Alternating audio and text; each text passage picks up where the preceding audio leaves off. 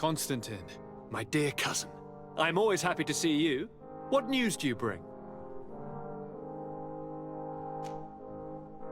I finally managed to enter the sanctuary at the heart of the island, and I was able to talk with frichtimen. How marvelous! Tell me about it. The sanctuary is heavily protected. Only a High King can open it. I remember you saying that Vimbar's death wasn't going to help us. How did you fix this problem? I had to interfere in the natives' elections and earn the trust of the pretender who seemed to be the best choice. You really are an outstanding diplomat. My father is an old, bitter man, but he was right about you. Tell me, who did you choose? Dunkus. He's the king of the village of Vigyigador, and a Donegad full of wisdom. I'm certain that you have made the right choice. And then what did you do? I was able to enter the sanctuary. It was an incredible experience. It had to be. Oh, how I envy you.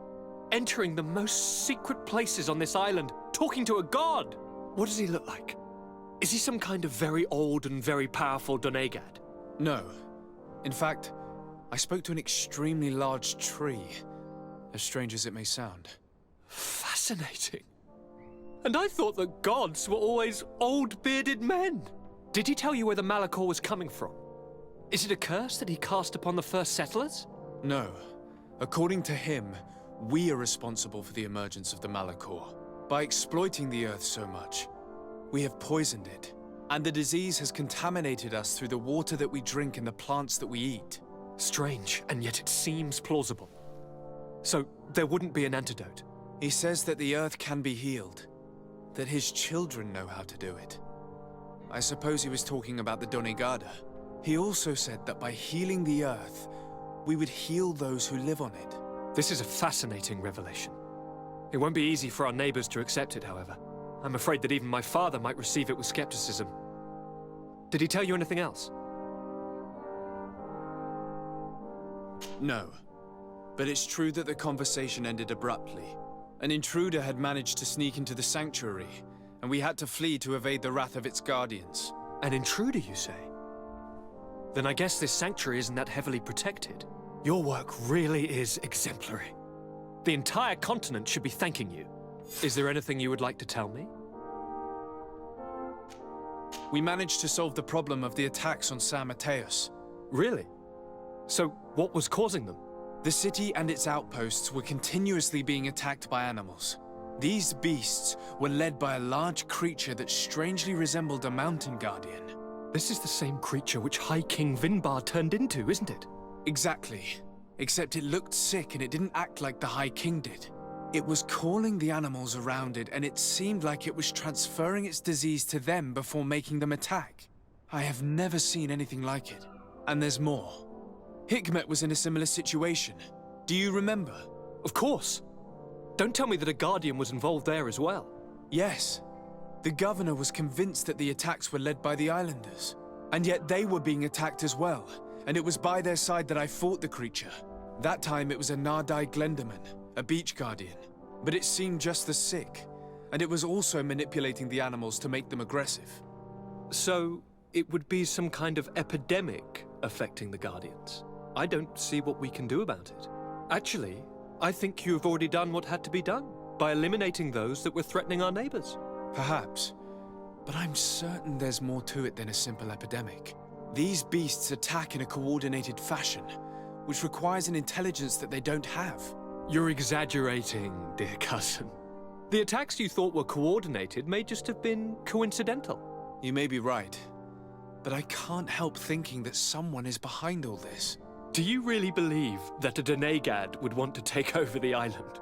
Cousin, you know how much I respect you, but frankly, this doesn't seem very coherent. But I see it's already quite late. If you will excuse me, dear cousin. Regrettably, I must leave you. Where are you going? Not very far, rest assured. But I have a small personal matter to take care of, you see. Don't be concerned. There's absolutely no risk. Use the opportunity to take some rest. You've really performed miracles recently. See you later. But why would he leave like that? Guard, do you know where my cousin is going? Sorry, Your Excellency. His Highness didn't tell me anything. You are one of his bodyguards, aren't you? I am, Your Excellency. But recently it has been difficult to force His Highness to accept our presence. Recently? You mean this isn't the first time he's left without an escort? I'm sorry, Your Excellency, You better tell me everything. but Fine. I don't mean to be disrespectful towards him, but His Highness's behavior has been very peculiar recently.